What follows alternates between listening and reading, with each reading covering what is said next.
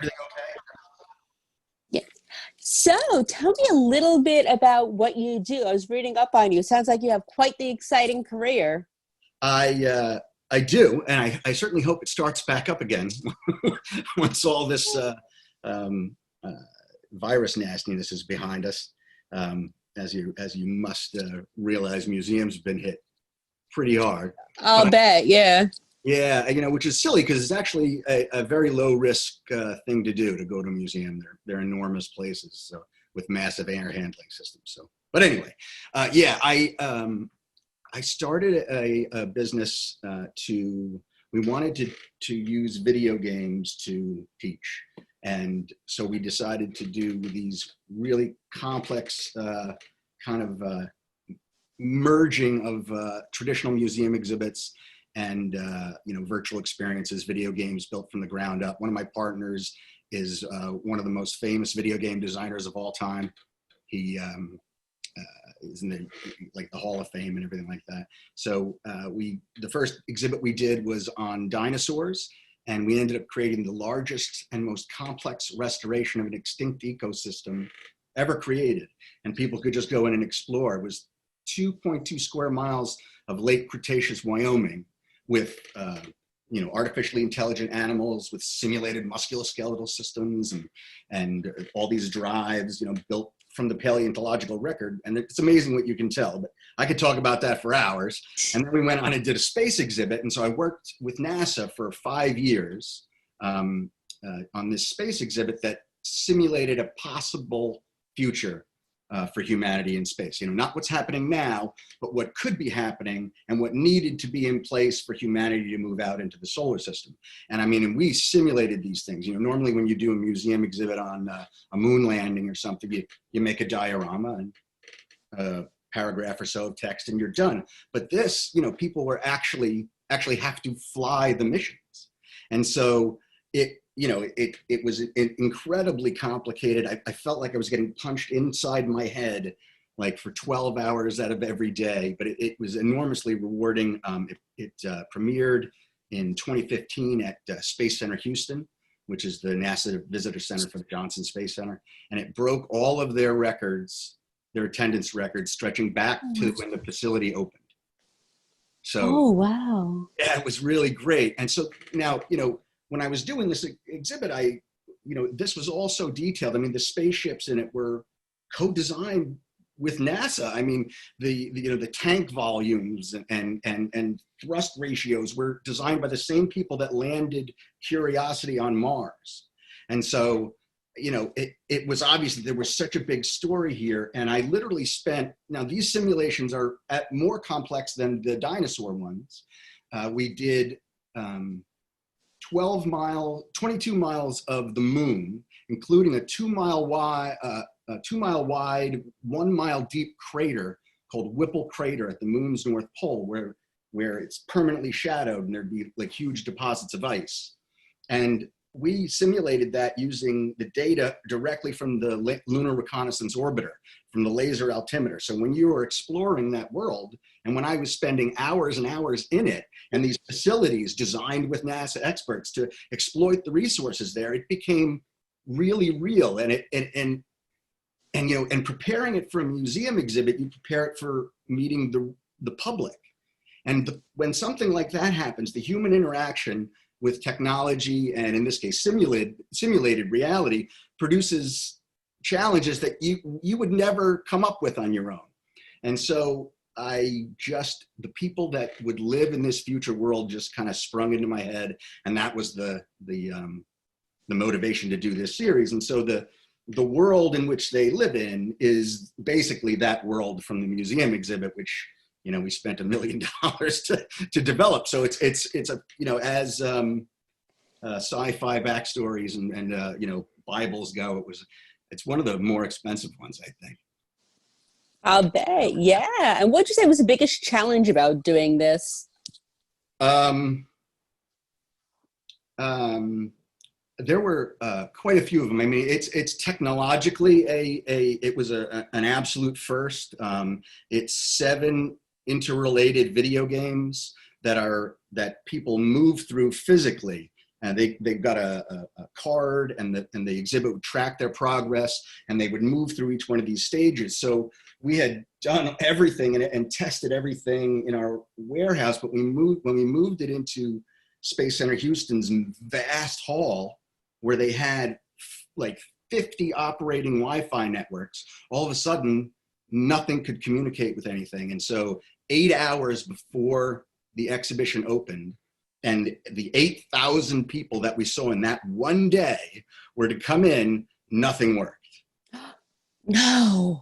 And we had to go up in the rafters, because they have 50-foot ceilings. We had to go up in the rafters with the awesome help of the awesome staff there, and rewire and hardwire the entire exhibition before it opened. And it did, and it was great. And that was pretty amazing. And then just the aspect of doing it, you're dealing with rocket scientists, and you are taking rocket science and writing, creating games, experiences. We get an hour and a half of filmed video with actors, and making an experience that anyone can relate to, anybody that walks in off the street, because a museum exhibit is unique in some ways, in that the audience doesn't necessarily self-select.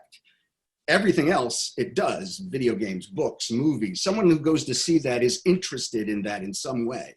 But someone who's going to a museum, half the people coming in there are coming out on school buses. They may have no interest in space or orbits or physics or any of these things. But in order to play this really kick-ass game, I mean, it's spectacular looking.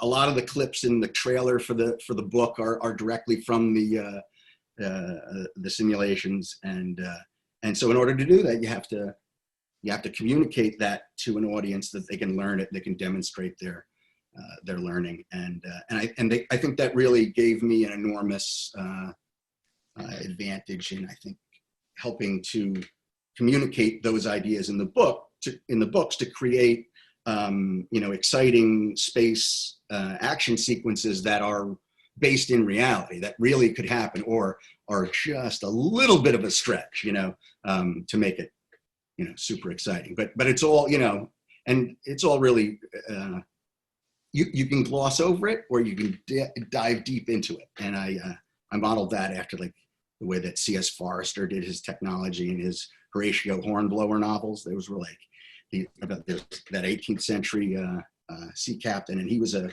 big influence on Gene Roddenberry for the character of Captain Kirk. And so that's why I originally sought those books out. And he goes into all this incredible detail about the functioning of an 18th century sailing vessel. I don't know how to sail. I can't swim, actually. But I was able to understand enough of it to really get a flavor of it, to really believe the world. And I left it at that. And I'm sure, and I know that there are others who got more out of those books because they understand and know sailing, and can have a little more anticipation over what's occurring and things like that. So that's kind of what I wanted to do with with these books, because I'm just a big fan of hard sci-fi and a little bit of learning with your fun. I like it. So tell me a little bit about your books. Sure. They all, so there are 3 coming out on the same day. I wanted to give people, a big chunk of sci-fi to dive into. I mean, when I go for a sci-fi book or for a series, I want to know how long I'm going to have till the next one. I want to have something I can really dive into if I like it.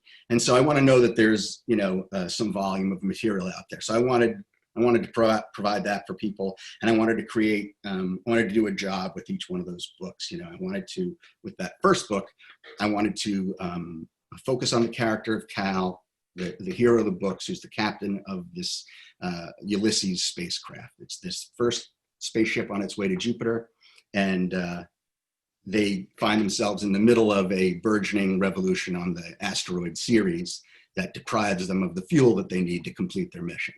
So instead of taking it lying down and limping home, they decide to alter their course and show up at Ceres and cause trouble.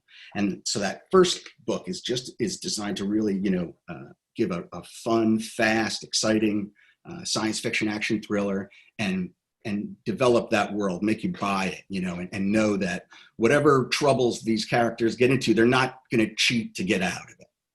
And so, and then the second book kind of takes all that, fleshes out the remainder of the crew, and then throws all of that into disarray when everything kind of goes off the rails. And then the third book, things get really crazy. And I'm halfway through the fourth book right now.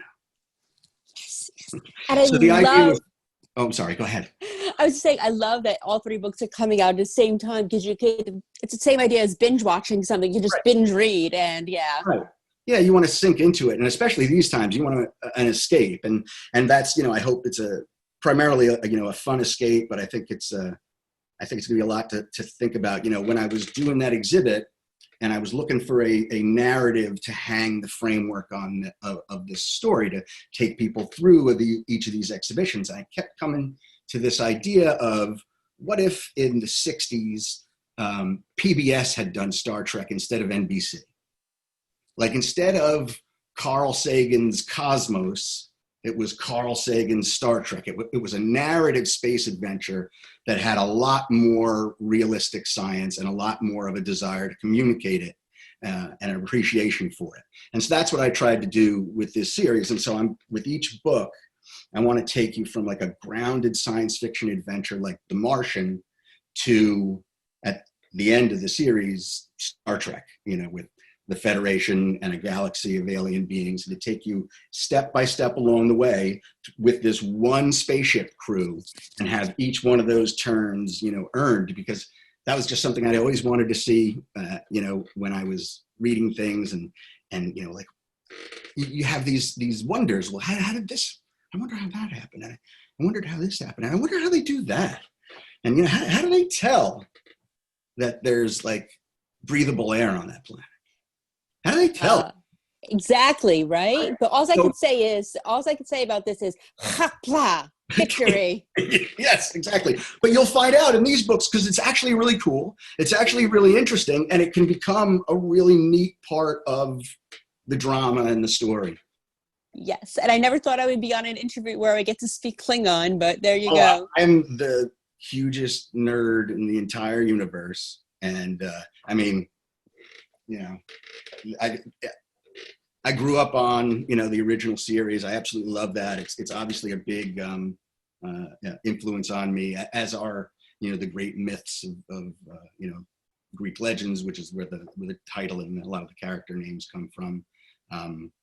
But it's not really a translation of that story. It's just kind of another framework to hang it on. But yeah, I wanted to do that. What if PBS had done Star Trek? I thought that was a fascinating idea.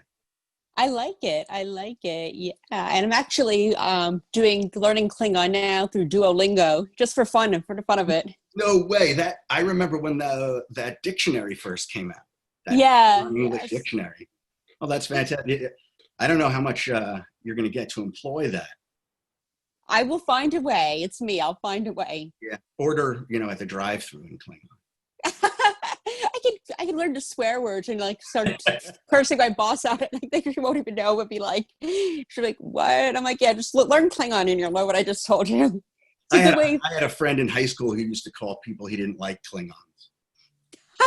And I was like, don't do that. I love it. I love it. And one thing I like to ask people that I interview is, tell me a fun fact about yourself that might surprise people. Well, I don't know. I mean, what would surprise anybody about me, given that, I'm a big classic. I love classic old machines.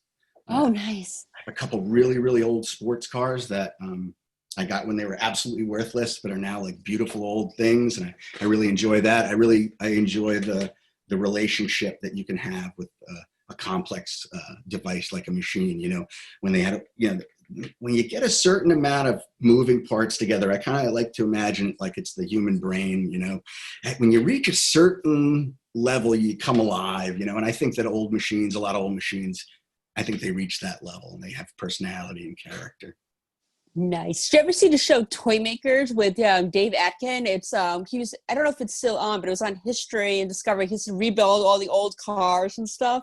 Yeah, I avoid watching all those things. Like I avoid like the toys that made us and all, just because I know that I'm going to get sucked in I'm going to end up on eBay buying things.